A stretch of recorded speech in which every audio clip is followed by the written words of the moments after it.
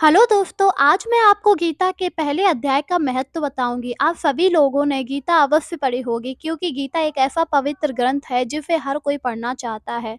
गीता हमारे भारत का सबसे महान ग्रंथ है और सभी इसे पढ़ते हैं क्योंकि इसे पढ़ने से आपको काफ़ी शांति मिलती है।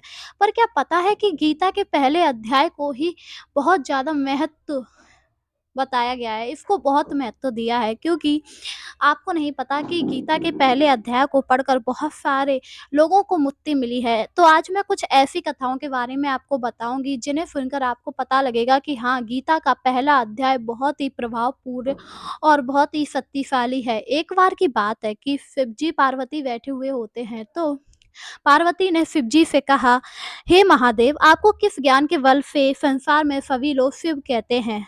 आप तो सिर्फ मृगछाला ओढ़े, सब अंगों में शमशान की भभूति लगाए हैं, गले में सांप और नरमुन्नों की माला है, इनमें से कोई चीज तो पवित्र नहीं है। तो फिर संसार के लोग आपको क्यों पूछते हैं? आखिर ऐसी क्या बात है? कृपया करके मुझे ये बात बताइए।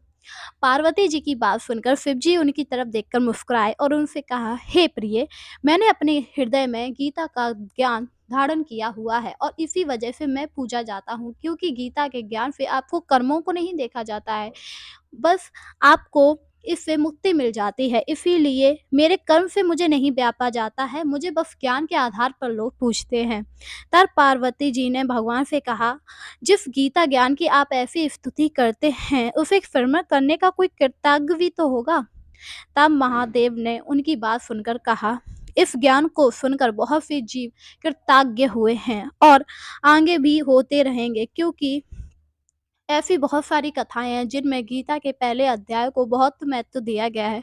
इन्हीं में एक कथा है कि एक बार की बात है कि एक इंसान था, मतलब उसका नाम था सूरवर, का एक प्राणी था जो चंडालों का कर्म करता था और तेल लवड़ का व्यापार करता था। उसने एक बकरी पाली। एक दिन वह बकरी चराने वन में गया और वृक्षों के पत्ते तोड़ने लगा। तभी वहां पर एक सांप आया और उसे डस लिया, जिससे उसकी वहीं पर मृत्यु होगी। अगले जन्म में वह बना। तो उसे एक ब्राह्मण ने लिया। तो ब्राह्मण जो कुछ माँगता थोड़ा बैल को देता, थोड़ा खुद खाता। धीरे-धीरे करते समय गुज़रता गया और एक दिन बैल की हालत खराब हुई और वह भी मरण की अवस्था में चला गया। पर उसके प्राण नहीं निकल रहे थे। सभी लोगों ने उसे अपना-अपना पुण्य दिया, पर फिर भी उसके प्राण नहीं निकल रहे थे कि सभी लोग हैरान थे कि आखिर इसके प्राण क्यों नहीं निकल रहे? सभी ने तो अपना-अपना पुण्य दे दिया, क्या ये बैल इतना अशुद्ध है कि इसके प्राण नहीं जा रहे? तभी वहाँ पर एक वैश्य आई और उसने कहा, क्या हुआ, यहाँ पर भीड़ कैसी लगी हुई है? तो सभी लोगों ने बताया कि ऐसी-ऐसी बात है, एक बैल है, उसके प्राण नहीं छूट रहे हैं, जबकि सभी लोगों ने अपना फल दे दिया है। तब उसने कहा, क्या आपने मेरा पुण्य दिया है?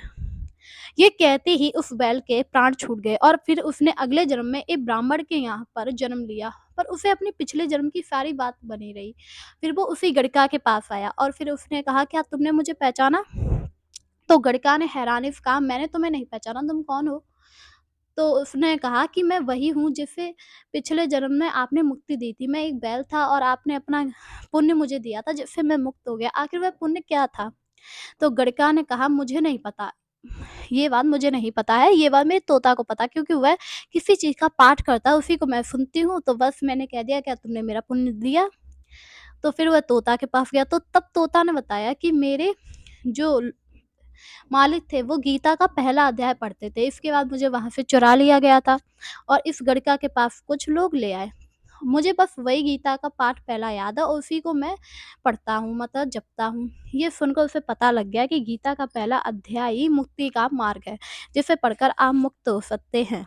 तो दोस्तों, उम्मीद है आपको मेरी आज की कहानी अच्छी लगी होगी।